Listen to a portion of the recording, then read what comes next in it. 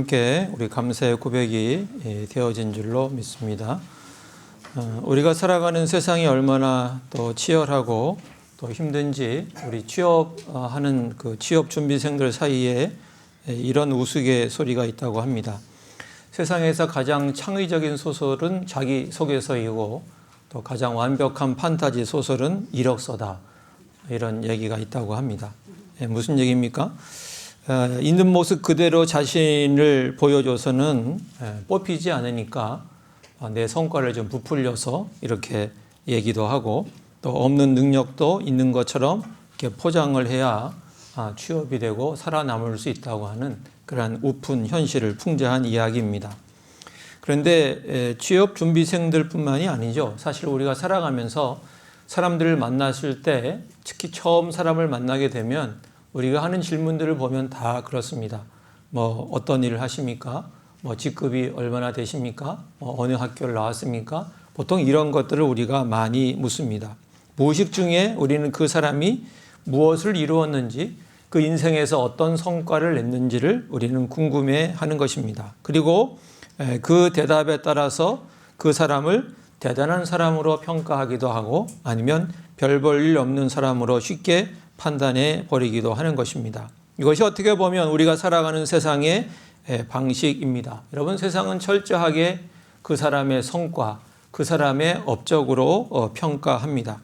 과정이 아무리 훌륭해도 결과가 없으면 무능한 것이고 아무리 인품이 훌륭해도 실적이 없으면 도태되는 것이 세상입니다. 그래서 우리는 평생을 내가 세상 가운데 괜찮은 사람이다, 가치 있는 사람이라는 것을 증명하려고 애쓰며 살아갑니다. 학생 때는 성적표라는 성과로, 또 일터에서는 인사고과와 연봉이라는 성과로, 또 사업을 하시는 분들은 매출이라는 성과로 끊임없이 나는 쓸모있는 사람이라는 것을 세상에 외치며 나아가는 것입니다. 성과가 곧 나의 신분이 되고 성과가 내가 얼마나 가치 있는 사람인지를 보여주는 것입니다.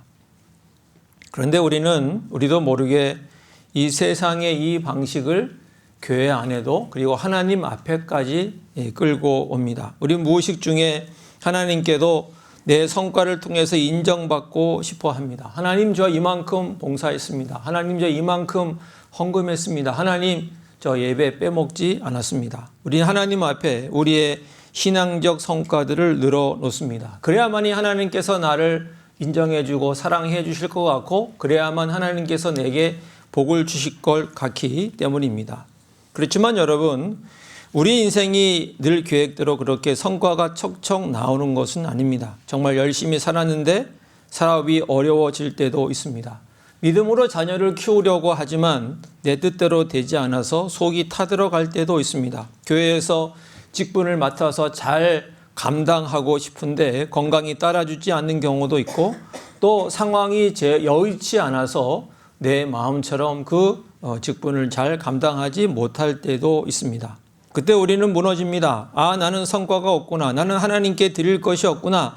나는 능력이 없구나. 스스로 자신을 낮게 평가하고 자신을 쓸모없는 사람이라고 생각하고 영적인 우울감에 빠지기도 하는 것입니다. 어쩌면 오늘 이 자리에 앉아있는 사람들 중에서도 남들이 모르는 실패감과 초라함 때문에 힘들어하고 우울증에 빠진 사람들도 있을지도 모르겠습니다.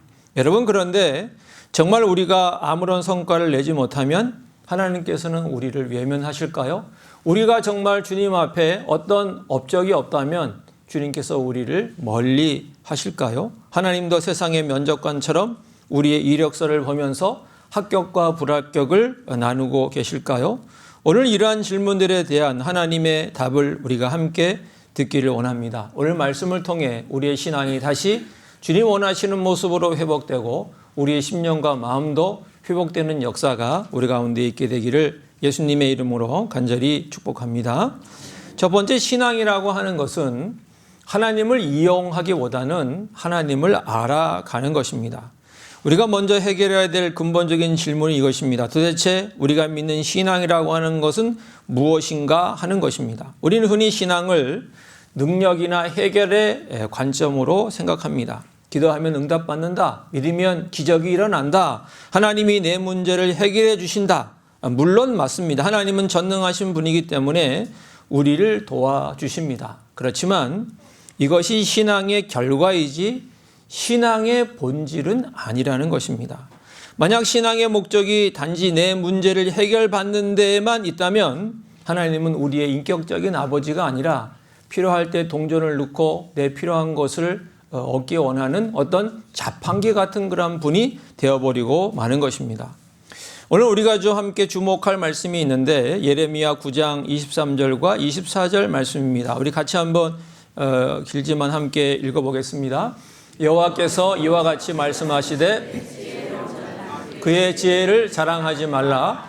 용사는 그의 용맹을 자랑하지 말라. 부자는 그의 부함을 자랑하지 말라. 자랑하는 자는 이것으로 자랑할지니 곧 명철하여 나를 아는 것과 나 여호와는 사랑과 정의와 공의를 땅에 행하는 자인 줄 깨닫는 것이라. 나는 이 일을 기뻐하노라. 여호와의 말씀이니라. 23절에 나오는 지혜, 용맹, 부함은 다 세상이 요구하는 성과들입니다. 그런데 하나님은 그런 거 자랑하지 말라고 말씀하십니다. 그리고 24절에 우리가 정말 자랑하고 추구해야 할 것이 있는데 그것은 바로 하나님을 아는 것이다. 하나님이 어떤 분이신지 깨닫는 것이다. 그것을 자랑하라고 하나님께서 말씀하고 계시는 것입니다. 여러분, 예수님께서도 이 땅 가운데 오셔서 신앙의 핵심 영생을 말씀하실 때도 같은 말씀을 해 주셨습니다. 요한복음 17장 3절 말씀 우리 다 알지만 함께 읽겠습니다.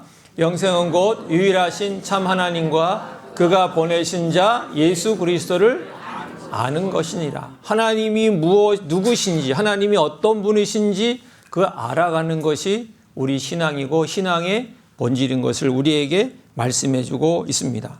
신앙생활은 내가 원하는 것을 얻어내기 위해서 때를 쓰는 과정이 아닙니다. 신앙생활은 날마다 하나님이 어떤 분인지 그분의 성품이 어떠한지 알아가는 과정, 그것이 바로 신앙인 것입니다.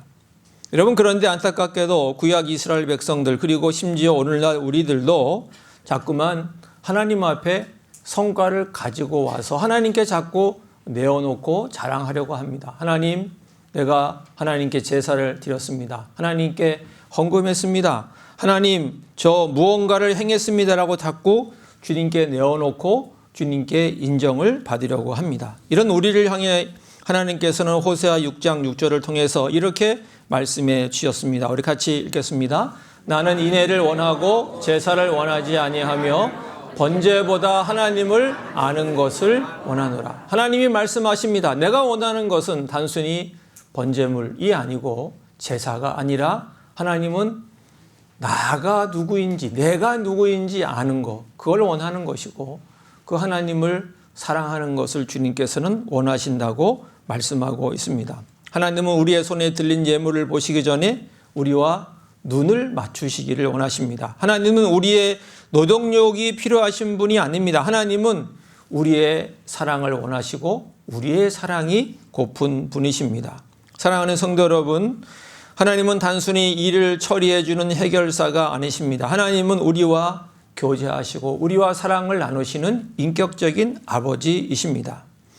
여러분, 우리가 자녀를 키울 때 한번 생각해 보십시오. 자녀가 돈이 필요할 때 아빠 돈 주세요, 엄마 밥 주세요 이럴 때만 우리 부모님을 찾는다면 얼마나 서글프겠습니까? 그런데 자녀가 부모의 품에 와서 안기면서 아빠가 있어서 참 좋아요. 엄마가 내 엄마여서 참 감사해요 라고 하는 말을 할 때 그때 부모가 가장 행복한 것입니다. 하나님도 마찬가지입니다. 우리가 하나님의 능력만을 구한다면 우리는 하나님을 이용하는 자가 될 수 있습니다. 그렇지만 우리가 하나님의 성품을 구한다면 우리는 비로소 하나님을 아는 자가 되는 것입니다. 물론 하나님은 우리를 창조하셨고 우리를 구속하셨고 지금도 우리를 인도해 가고 계십니다. 그분은 우리의 삶의 문제를 해결하실 능력이 있으십니다. 그렇지만 그 모든 사역보다 더 중요하고 더 앞선 것은 하나님 그분 자신인 것입니다. 오늘 우리의 신앙의 목표를 다시 설정할 수 있기 원합니다. 하나님 내게 뭘 주시겠습니까? 라고 기도하기보다는 하나님은 누구십니까?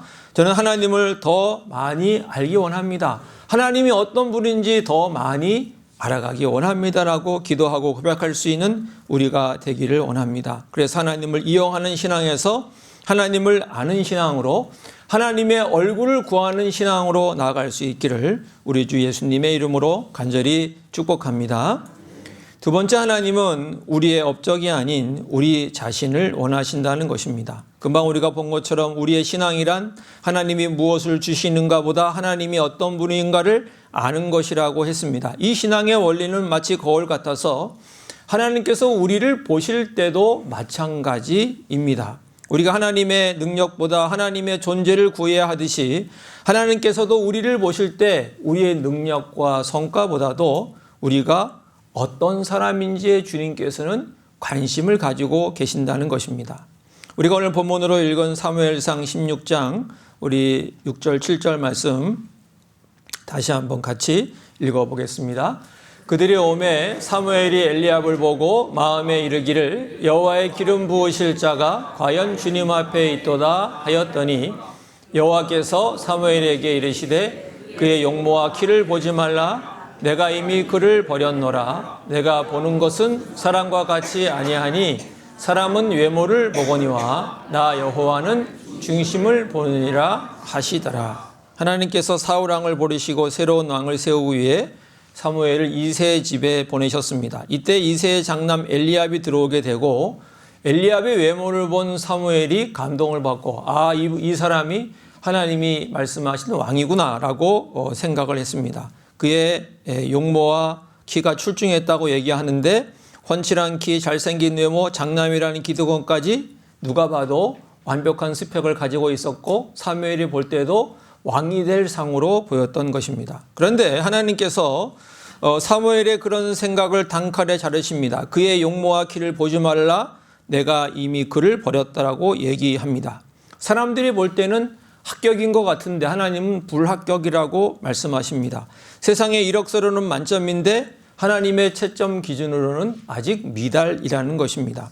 하나님은 분명히 선을 그십니다. 내가 보는 것은 사람과 같이 아니하다. 사람들은 외모를 보지만 나는 그 사람의 중심을 본다고 말씀하십니다. 여기 외모는 물론 얼굴 생김새를 얘기할 수도 있지만 그의 키를 얘기할 수도 있지만 나가서 그의 배경, 그의 재산, 그의 능력 그리고 그의 사회적 지위까지 사람들이 칭송하는 업적까지를 다 얘기하고 있습니다. 근데 하나님께서 나는 그런 것에 결코 현혹되는 존재가 아니다라고 말씀하고 있습니다. 세상은 사람들을 평가할 때 기능을 봅니다. 이 사람이 회사에 얼마나 이익을 가져다 줄 수 있는지, 이 사람이 어느 정도의 능력을 가지고 있는지를 봅니다. 쓸모가 있으면 대우하고 쓸모가 없으면 버립니다. 이것이 세상의 냉혹한 성과주의입니다. 하지만 하나님은 우리를 기능으로 부르지 않으셨습니다. 하나님은 우리를 하나님의 부속품으로 도구로 사용하시려고 만드신 것이 아닙니다. 하나님은 우리를 하나님의 사랑하는 자녀로 불러주셨습니다. 여러분, 우리 자녀도 자녀의 기능으로 우리가 평가하지 않습니다. 공부를 좀 못해도 돈을 좀 못 벌어도 우리 자녀는 자녀입니다. 하나님은 우리가 얼마나 하나님 앞에 대단한 업적을 쌓았느냐가 아니라 우리의 중심이 하나님을 향해 있는지 우리가 진정 하나님의 성품을 닮아가고 있는지를 주님께서는 눈여겨보시는 것입니다. 여러분, 이것이 바로 기독교의 가장 기초이고 핵심입니다. 많은 사람들이 신앙생활의 순서를 헷갈려 합니다. 내가 착한 일을 많이 하고 성과를 내면 하나님이 나를 인정해주고 그리고 나를 의롭다고 해주겠지라고 생각하지만 이것은 세상의 방식이지 기독교의 방식은 아닙니다. 우리가 알고 있는 에베소서 2장 8절 9절에 보면 이렇게 우리에게 말씀하고 있죠. 같이 읽을까요? 너희는 그 은혜에 의하여 믿음으로 말미암아 구원을 받았으니 이것은 너희에게서 난 것이 아니요 하나님의 선물이라. 행위에서 난 것이 아니니 이는 누구든지 자랑하지 못하게 함이라. 우리가 구원받고 하나님의 자녀가 된 것은 우리가 뭘 해서 하나님께 뭘 내놓아서 우리가 성과가 있어서 우리가 하나님께 구원받은 것이 아닙니다. 하나님의 전적인 은혜로 우리는 하나님의 자녀가 되었습니다. 순서가 중요합니다. 선한 일을 해서 자녀가 된 것이 아니라 이미 하나님의 자녀가 되어서 우리는 선한 일을 할 수 있게 된 것입니다. 복음은 무엇을 했느냐가 아니라 누구인가를 중하게 여깁니다. 우리의 가치는 우리의 성과에 달려있는 것이 아니라 예수 그리스도의 십자가로 말미암은 자녀됨에 있는 것입니다. 만약 이 순서가 바뀌면 어떻게 될까요? 존재의 변화 없이 일만 열심히 하면 어떻게 될까요? 예수님은 마태복음 7장에서 우리가 알고 있는 무서운 경고를 하고 계십니다. 7장 22절, 23절 말씀 같이 읽겠습니다. 그날에 많은 사람이 나더러 이르되 우리가 주의 이름으로 선지자 노릇하며 주의 이름으로 귀신을 쫓아내며 주의 이름으로 많은 권능을 행하지 아니하였나이까 하리니 그때 내가 그들에게 밝히 말하되 내가 너희를 도무지 알지 못하니 불법을 행하는 자들아 내게서 떠나가라 하리라. 그날에 많은 사람들이 주님께 와서 얘기합니다. 나는 선지자도 했습니다. 나는 귀신도 쫓아냈습니다. 나는 권능도 행하였습니다. 많은 업적과 성과를 내놓습니다. 그런데 주님께서 하시는 얘기가 나는 너희들을 모른다라고 말씀하십니다. 주님은 왜 그들을 모른다고 하셨을까요? 그들은 일은 했지만 주님과는 아무 관계가 없었기 때문입니다. 그들은 능력 있는 종교 기술자였는지는 몰라도 하나님의 마음을 닮은 참된 자녀는 아니었던 것입니다. 하나님은 우리가 교회를 얼마나 많이 했느냐보다 우리가 하나님을 얼마나 닮았느냐를 더 중요하게 보십니다.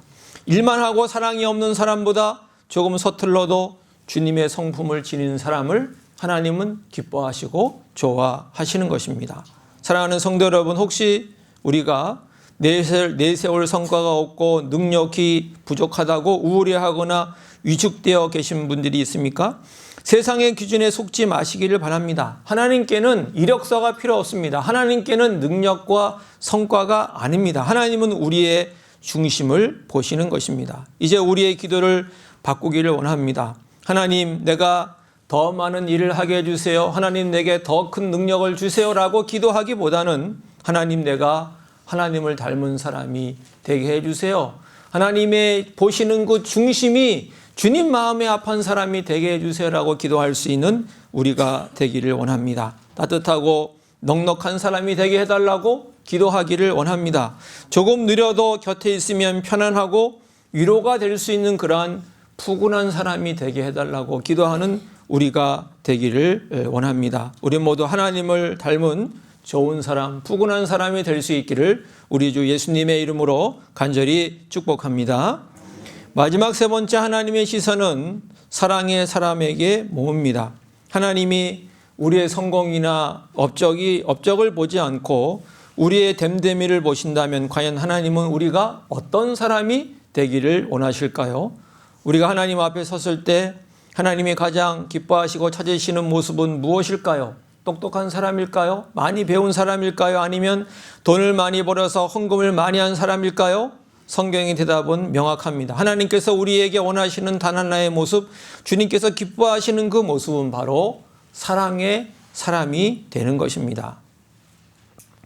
고린도전서 13장 1절부터 3절까지 말씀 우리가 잘 알고 있지만 함께 다시 우리 내용을 살펴보면 함께 읽겠습니다.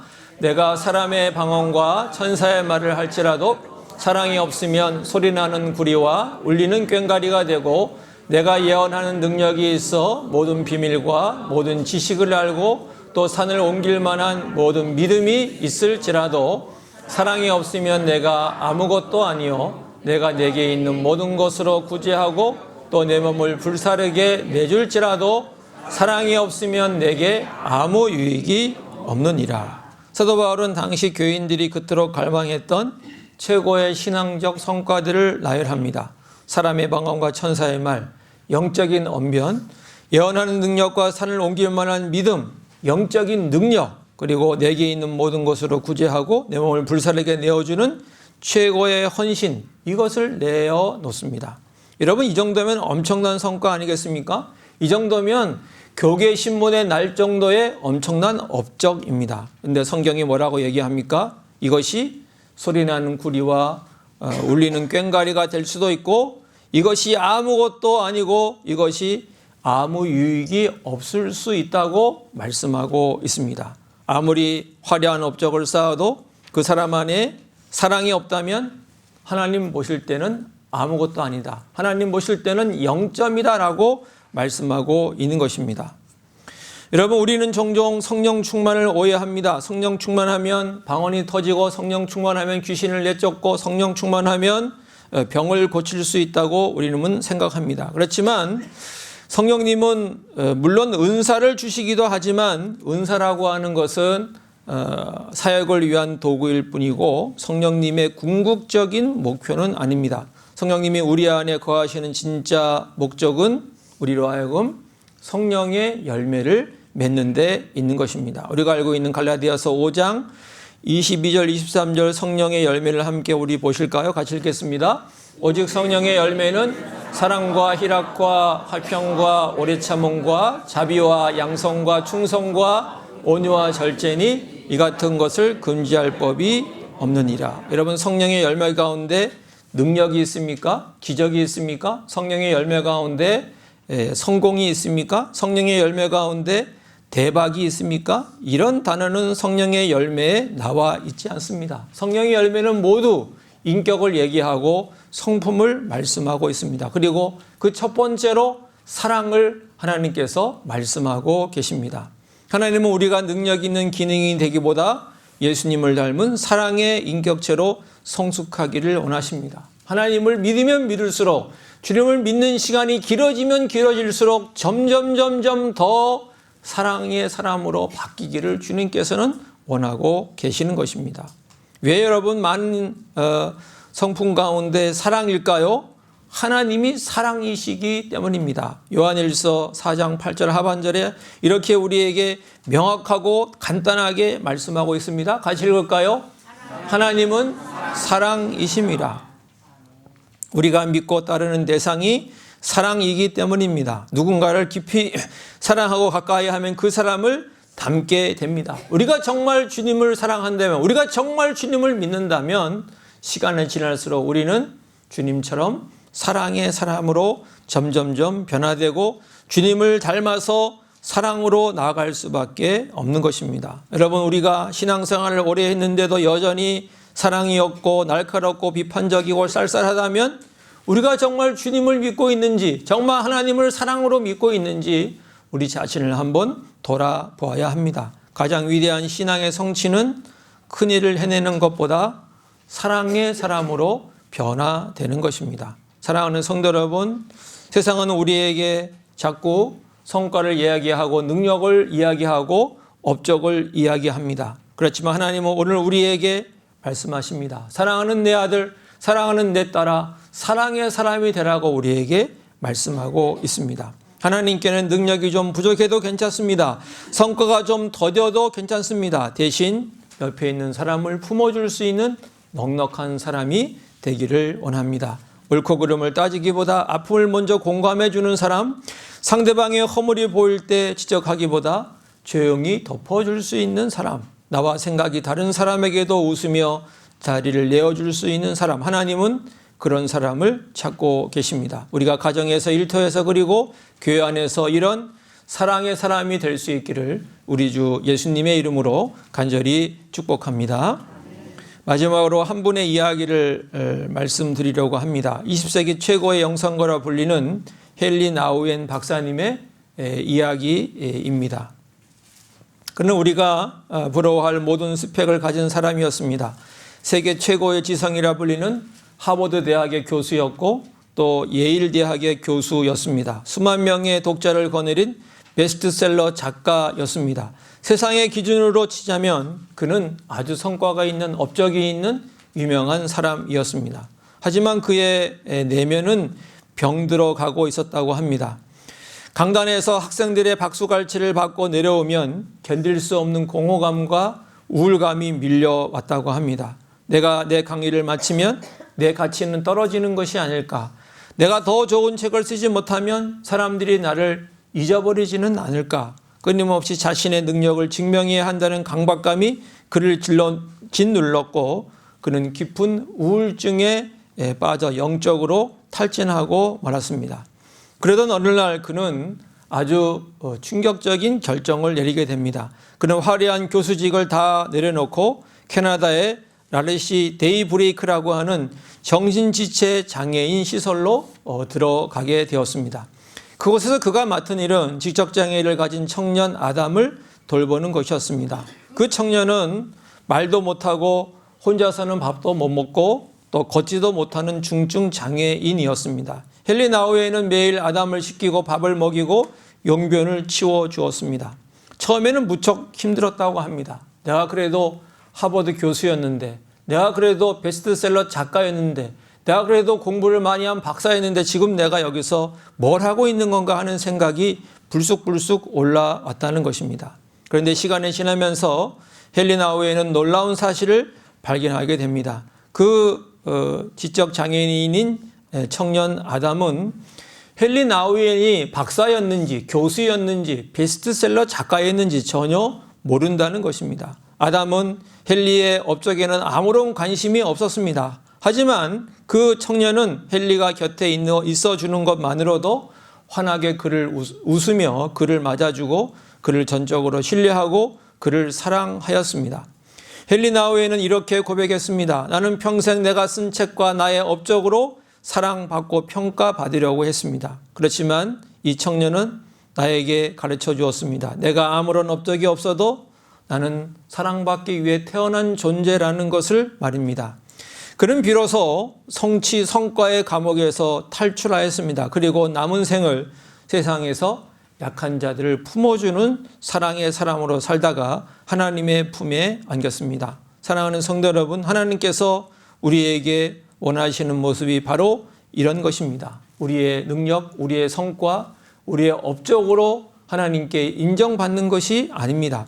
하나님께는 우리가 무엇을 해야만 되는 것이 아닙니다. 하나님께서는 우리의 모습, 우리가 누구인지, 우리가 어떤 사람인지 주님께서는 우리를 눈여겨보시고 우리가 하나님의 그 사랑을 닮아서 점점 사랑의 사람이 돼갈 때 주님께서는 우리를 귀하게 여기시고 우리를 높이 평가해 주시는 것입니다. 이제 우리의 업적과 성과 그 모든 짐을 다 하나님 앞에 내려놓고 주님을 닮아 주님께서 원하시는 그 사람으로, 특별히 사랑의 사람으로 점점 변화되어져 가서 하나님을 기쁘시게 하고 또 우리 교회 안에 내가 만나는 모든 사람들에게도 그 사랑을 전해줄 수 있는 우리 모든 믿음의 사람들이 될 수 있기를 우리 주 예수님의 이름으로 간절히 축복합니다. 기도하겠습니다. 하나님 아버지, 그동안 우리는 세상의 눈치를 보며 나의 성과와 능력으로 나의 가치를 증명하려고 몸부림쳤습니다. 잘하면 교만했고 못하면 비굴했습니다. 그래서 늘 불안했고 마음이 메말라 있었습니다. 주님, 이런 우리들을 불쌍히 여겨 주시옵소서. 오늘 말씀을 통해 하나님은 나의 손에 들린 것이 아니라 나의 중심을 보신다는 것을 깨닫게 되었습니다. 하나님, 이제는 일하는 기회가 아니라 사랑하는 사람이 되기를 원합니다. 내 안에 하나님의 사랑을 가득 채워 주셔서 날카로운 판단 대신 따뜻한 용납이 있게 하시고 차가운 능력 대신 온유한 성품이 있게 하여 주옵소서. 그래서 우리 교회가 그리고 우리 자신이 세상에 지친 이웃들이 찾아와 쉴 수 있는 넉넉한 품이 되게 하여 주시옵소서. 우리를 있는 모습 그대로 사랑하시는 우리 주 예수님의 이름으로 간절히 기도하옵나이다. 아멘.